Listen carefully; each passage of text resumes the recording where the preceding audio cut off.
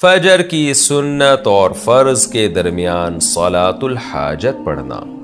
फजर की सुन्नत और फ़र्ज़ के दरमियान नफल या सलातुल हाजत पढ़ना दुरुस्त है। बख्ताज साहब दुबई से, नहीं जनाब दुरुस्त नहीं है।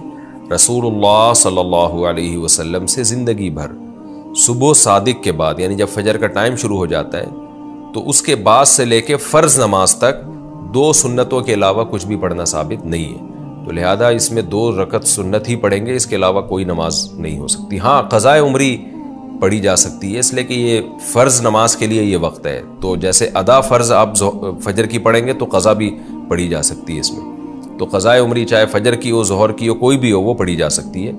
इसके अलावा नमाज पढ़ना ठीक नहीं है। पहली रकात में सूरतुन नास पढ़ ली तो क्या करें? पहली रकत में सूरह नास पढ़ी तो दूसरी रकत में कौन सी सूरत पढ़ेंगे? नीज अगर वितर की पहली रकत में सूरह फलक और दूसरी में सूरह नास पढ़ी तो तीसरी में कौन सी सूरत पढ़ेंगे? मोहम्मद सालिम साहब इंडिया से। मोहम्मद सालिम साहब,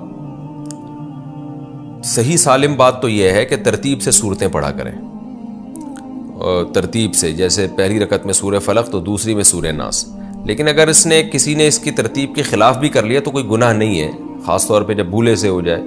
तो अगर किसी ने भूले से पहली रकत में सूरह नास पढ़ ली है तो बेहतर तो ये कि दूसरी में भी सूरह नास ही पढ़े वो। लेकिन अगर वो सूरह फलक भी पढ़ लेता है तो भी ठीक है। बेहतर ये है कि सूरह नास दोबारा रिपीट कर ले अगली रकत में। और अगर वितर की पहली रकत में सूरह फलक और दूसरे में सूरह नास पढ़ी तो तीसरी में सूरह नास पढ़ ले, दोबारा पढ़ ले, नहीं तो कुल हुवल्लाह पढ़ ले दोबारा। तो इसमें कोई इशू नहीं है। बेहतर है तरतीब से पढ़ें। अगर गलती से तरतीब आगे पीछे हो गई है तो भी कुछ नहीं होता इससे।